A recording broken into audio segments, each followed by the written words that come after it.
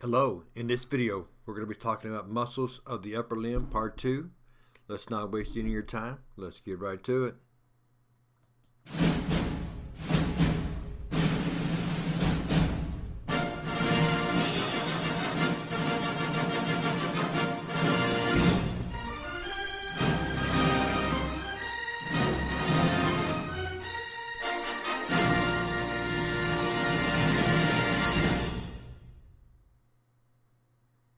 Now in part 1 of this series we talked about muscles, and we kind of went down the back a little bit. Today we'll be going down more the front. But again, just to recognize that what we're talking about for this upper limb, most of them originate or attach to the axial skeleton, so they're called axial muscles. Things like the pectoral groups, the lats, and we talked about those somewhat in the previous video. But we're going to continue to look at things, look at the delts, biceps, the pectoral area, as we talk about the upper limb part 2.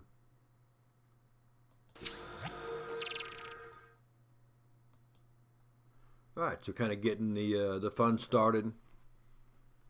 Looking at the delts, those are the shoulders, muscles of the shoulder. Of course, you got the big one that you can just kind of feel there.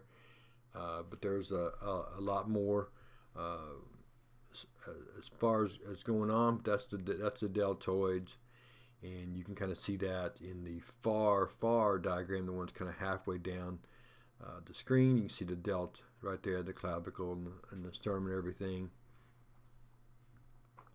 And we've got a screen set up complete to talk about the rotator cuff.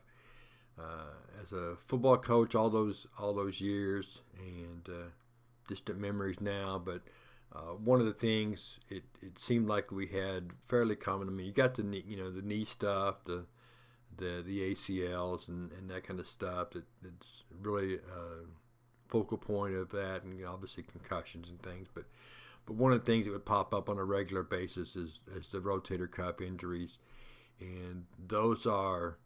I mean, all injuries are pretty prominent. When a person is on the field, kind of laying down, or noticeable injury. But the old rotator cuff, the sagging shoulder and the arm, and the pain associated with that. I mean, that's a memory that still pretty strong. But we'll talk about the rotator cuff injuries and the muscles associated with that.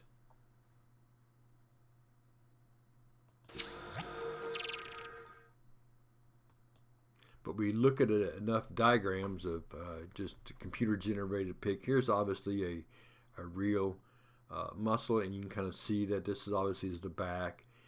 If you're not sure how I can tell that, if you look in the upper part, you can kind of see the vertebrae a little bit there. But you can see in the upper, kind of towards the left of the head there, you can kind of see the back of the ear. And the only way you can see the back of the ear is if you're looking at the back of the person. You can see the elbow down there as well. But get the delts on the side, you can see that muscle in the tricep there. And you can see those lats and that just kind of that sheet of covering.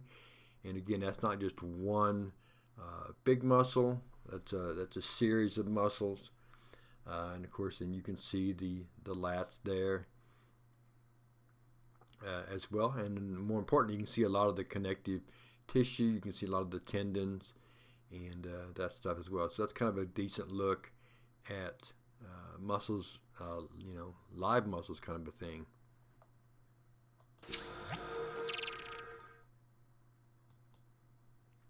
All right, so I mentioned the rotator cuff.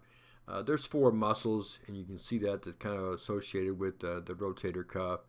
And all designed to kind of keep that the movement, or I should say not keep that, but facilitate, help the movement, hold things kind of in place. But the supranatus, the infranatus, the trace minor, and the subcularis kind of come up with the acronym of SITS, S-I-T-S. But those are the 4 muscles that are part of that.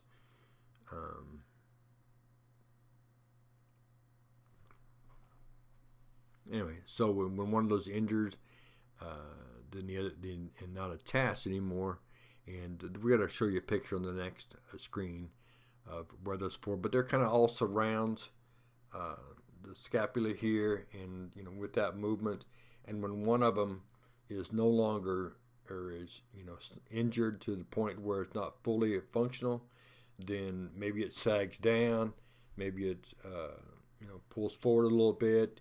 It's kind of like if you can imagine if you had I will take my dog Avery, the 80-pound pit bull lab that thinks she's a giant T-Rex at times. But if you had 4 different ropes attached to her, you kind of wanted to control her movement a little bit. And this is obviously not a great PETA situation, but just a non-injury metaphor using a dog and rope. So you had 4 ropes, kind of attached to her collar. One pulling left and right, one pulling up, one pulling down. And if she's, there's a squirrel out somewhere, or, a little girl riding on a bike, she's an equal opportunity barker, and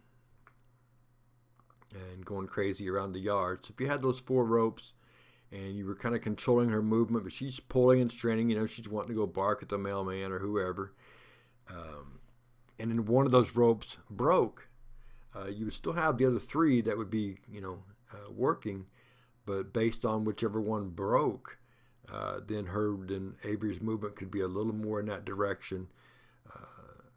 You wouldn't have that restraint. So if the one on the left broke, then you could move a little more to the right, and vice versa, up and down, that kind of stuff. So it's kind of that idea of being around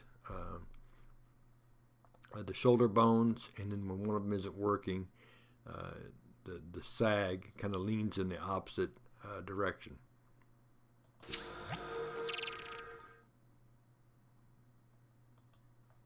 But here's those muscles we were talking about. You can see them here. The supinatus on top, and the infrastatus, on the back side.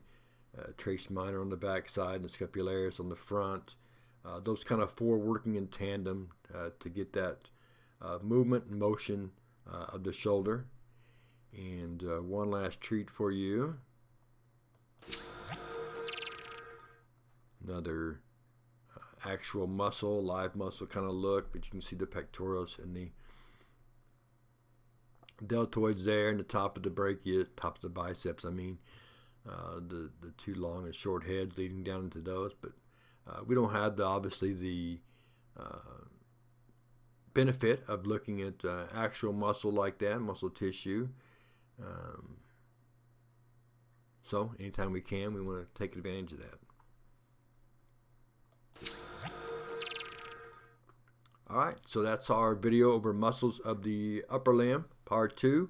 We'll come back together next time. We're going to be talking about the arm. We'll see you then.